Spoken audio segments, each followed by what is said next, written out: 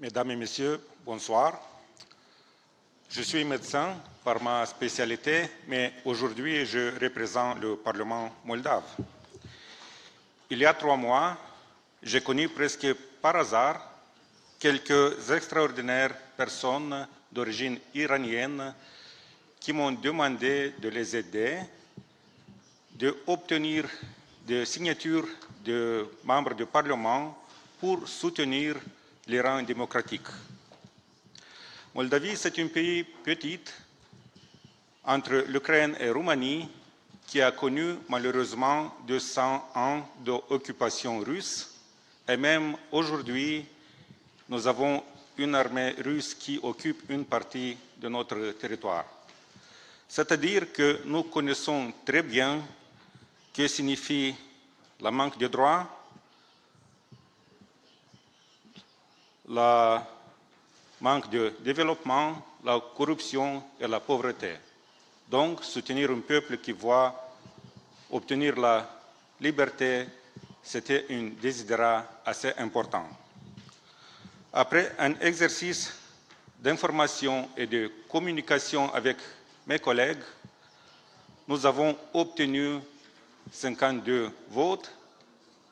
Ça signifie la majorité du Parlement moldave.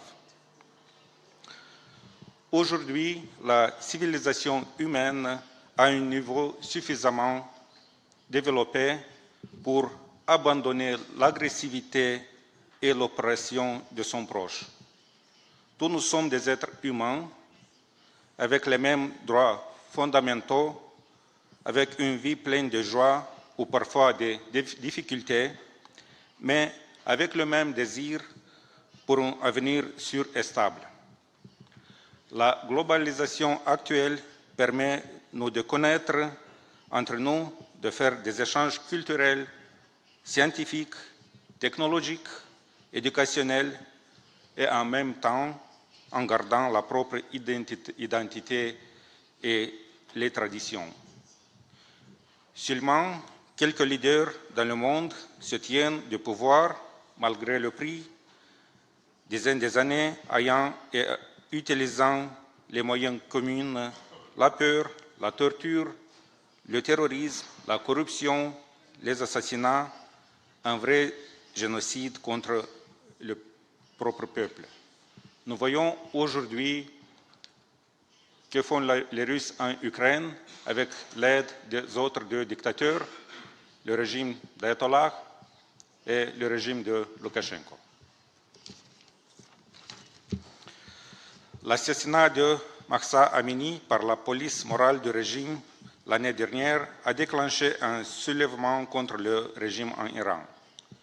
Ces manifestations continues se sont étendues à 283 villes en 31 provinces, malgré une répression sévère.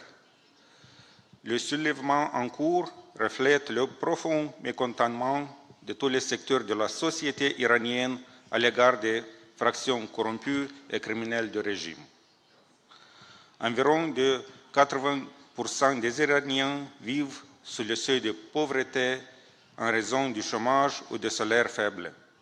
Il y a des millions de chômeurs, y compris des jeunes gens instruits qui ne trouvent pas d'emploi.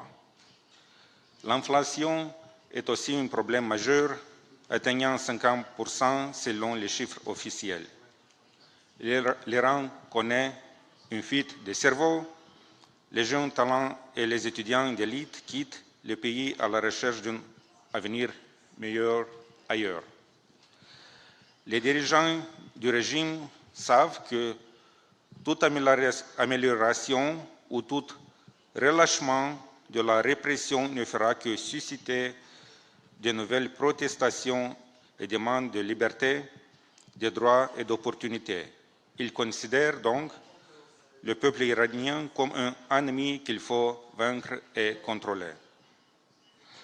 Le soulèvement national vise à rejeter la dictature religieuse et exige un changement démocratique.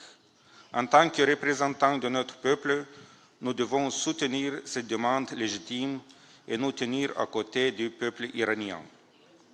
Le plan des 10 points de Mme Rajavi apporte des solutions pour un avenir radieux en Iran.